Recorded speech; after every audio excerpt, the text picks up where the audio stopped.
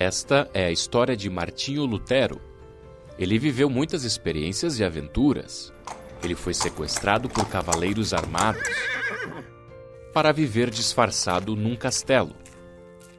E ajudou algumas freiras a fugir do convento, escondendo elas em barris.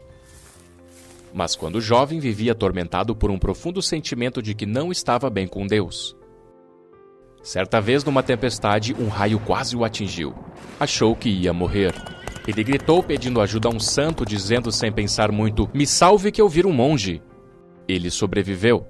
Assim, cumprindo a sua palavra, ele desistiu dos estudos para advogado e virou monge. Sua família e amigos disseram que ele estava desperdiçando seu talento com isso. No mosteiro, ele começou a ler a Bíblia.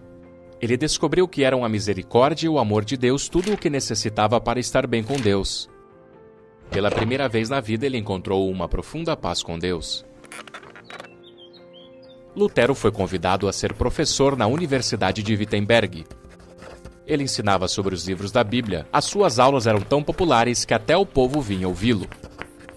Naquele tempo, a Igreja Católica dizia aos cristãos que com bom comportamento eles poderiam merecer o céu. Mas Lutero sabia pela Bíblia que as boas obras não faziam ninguém merecer o perdão. Nem mesmo o Papa tinha poder para dar o perdão em lugar de Deus. Somente Deus poderia perdoar alguém. Lutero percebeu que a Igreja tinha abandonado o que a Bíblia ensinava e estava até mesmo inventando doutrinas em seu próprio benefício. Ele decidiu que tinha que ensinar contra essas falsas doutrinas. Ele tornou públicas as suas reclamações, afixou suas teses num lugar onde importantes documentos eram expostos à porta da igreja do castelo. Ele explicou que não era possível comprar o perdão de Deus ou ter uma vida que fosse boa o suficiente para merecer algo de Deus. Suas teses mostraram que Deus quer perdoar os nossos erros e que isso só é possível por causa de Jesus, o Filho de Deus, que veio pagar pela punição que os nossos pecados merecem. Jesus cumpriu isso quando morreu em nosso lugar. As ideias de Lutero se espalharam rapidamente por toda a Europa graças a um novo invento, a prensa tipográfica. O Papa redigiu um documento dizendo que Lutero tinha que retirar tudo o que escreveu ou então seria tratado como um herege. Lutero recusou isso e queimou em praça pública uma cópia da carta do Papa. As ideias de Lutero tiveram um grande impacto religioso, político e cultural. Rapidamente, ele foi convocado para apresentar-se ao imperador e defender-se pelo suposto crime de explicar a Bíblia. O imperador declarou Lutero um fora da lei e baniu seus livros. Foi quando Lutero teve que ser protegido e foi viver escondido num castelo. Vestiu-se de cavaleiro, trocou seu nome para Dom Jorge e deixou a barba e o cabelo crescer. E investiu seu tempo na tradução do Novo Testamento. Novamente, essa tradução se espalhou e o povo pôde ler a Bíblia pela primeira vez.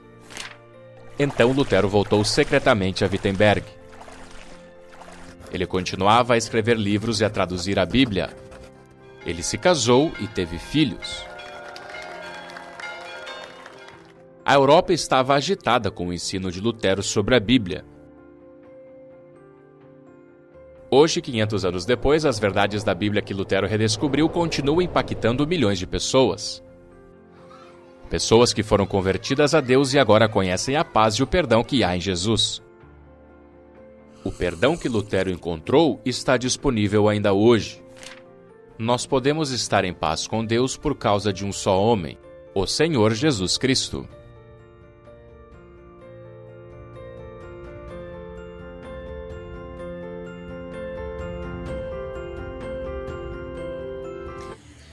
Bom dia, galera do 7º ano. Tudo bem? Graças a Deus, que Deus continue guardando e nos abençoando em nome de Jesus, né? Amém.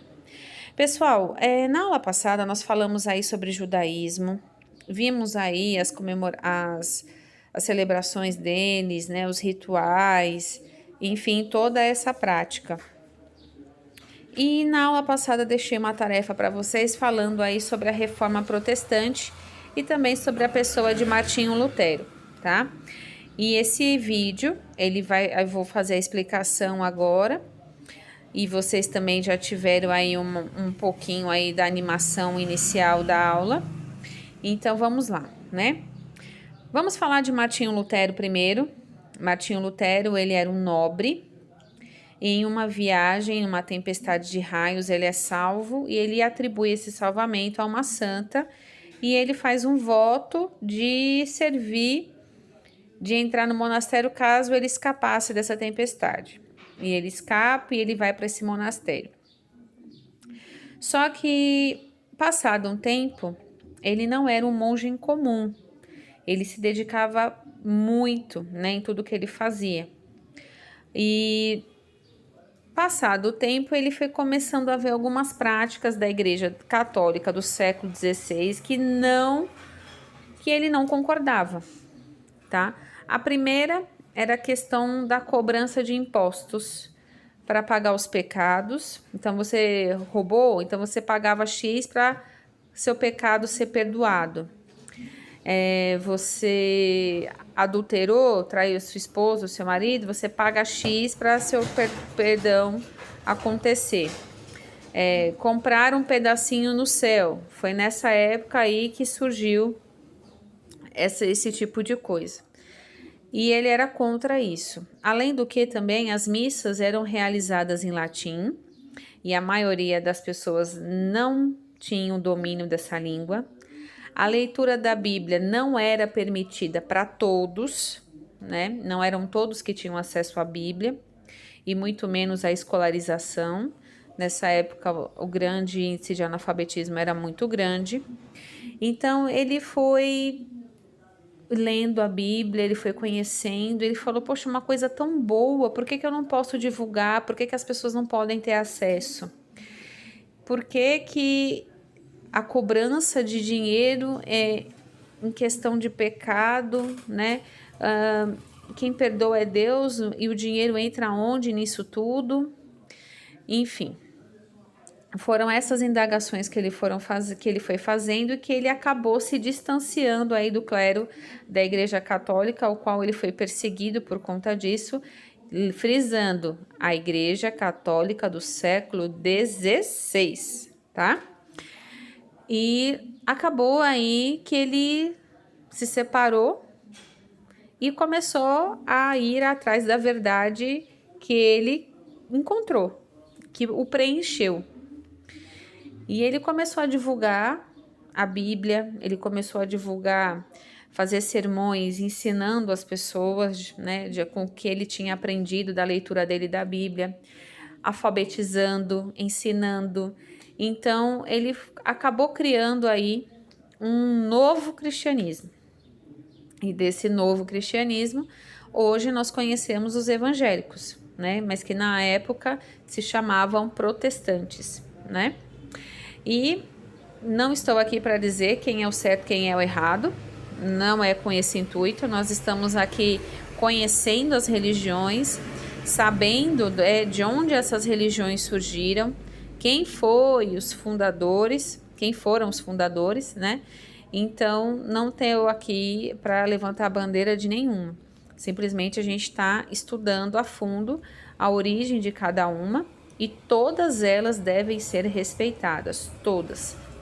Porque essa questão da verdade é muito, muito pessoal de cada um. Cada um se enquadra naquilo que acredita. E não existe nem melhor nem pior, né? Cada um faz aquilo e congrega aquilo e vive aquilo em que acredita. E esse direito tem que ser respeitado. Enfim, aí nasceu o Martinho Lutero o protestantismo, de acordo aí com as explicações que eu acabei de dar a vocês. E que vocês também viram nas pesquisas que vocês fizeram, bom, daqueles que me enviaram, né?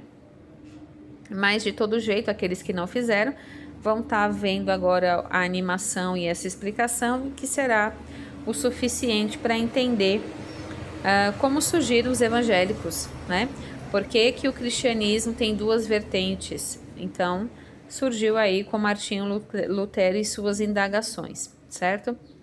Bom, é claro que toda aula eu deixo uma tarefa extra para vocês, não é? E hoje nós vamos falar também sobre a outra vertente aí do cristianismo, que é o catolicismo. E esse aí, obviamente, quem vai trazer as informações hoje são vocês, de uma maneira bem diferente, bem participativa. Eu gostei muito daqueles áudios que vocês enviaram sobre, se eu não me engano, foi sobre o budismo, e gostaria que repetir a dose sobre o catolicismo. E também que vocês pesquisassem, e o que vocês vão pesquisar, né, sobre o catolicismo? A filosofia, os sacramentos, a diferença entre a Bíblia do evangélico e a Bíblia do católico, quais são essas diferenças, por que existem essas diferenças, né?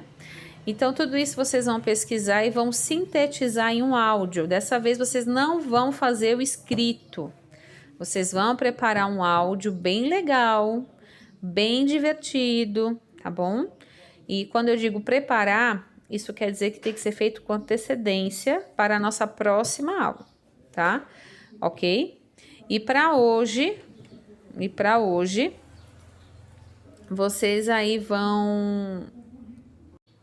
vocês vão pesquisar, registrar no caderno, porque mesmo vocês não tendo que me enviar a parte escrita, vocês precisam construir a sua fala. E eu só consigo construir uma boa apresentação a partir de uma boa pesquisa e uma boa escrita do que eu vou falar, ou seja, a construção do roteiro do que eu vou dizer, né? Porque eu notei que muitos na aula passada, nessa apresentação que nós fizemos, se eu não me engano foi sobre o budismo, muitos leram na hora da apresentação. E eu percebi que o domínio estava um pouquinho longe. Então, por isso que eu estou pedindo para pesquisar. E tem mais uma coisa também. Vocês vão ficar responsáveis, além do áudio da apresentação sobre o catolicismo, que quem vai fazer a apresentação são vocês, tá? Na próxima aula. São vocês. Então, espia a responsabilidade de vocês, certo? E aí, a apresentação de vocês acontecerá na próxima aula. E também vocês vão, assim que você acabar de colocar o seu áudio, você vai no grupo compartilhar uma pregação de um padre engraçado e que seja uma pregação de fé. Então, que seja uma pregação bem humorada. Padre, não tô querendo pastor, tá? Padre, porque vai rimar aí com o que a gente está pesquisando, que é o catolicismo, né? O protestantismo nós pesquisamos na semana passada, eu só estou fazendo o fechamento nessa aula, tá? Então, na próxima aula será o catolicismo, então cada um vai construir o seu roteiro hoje da apresentação, para a próxima aula apresentar direitinho. Então, por isso também que eu estou dando tempo de aula, para que você faça isso de uma maneira ordenada, com calma, né? Para que na próxima aula seja uma apresentação bacana, que dê gosto de ouvir, né? Que eu perceba que você se esmerou, que você fez com cuidado, tá certo? Beijo, até daqui a pouco no nosso grupo de estudos.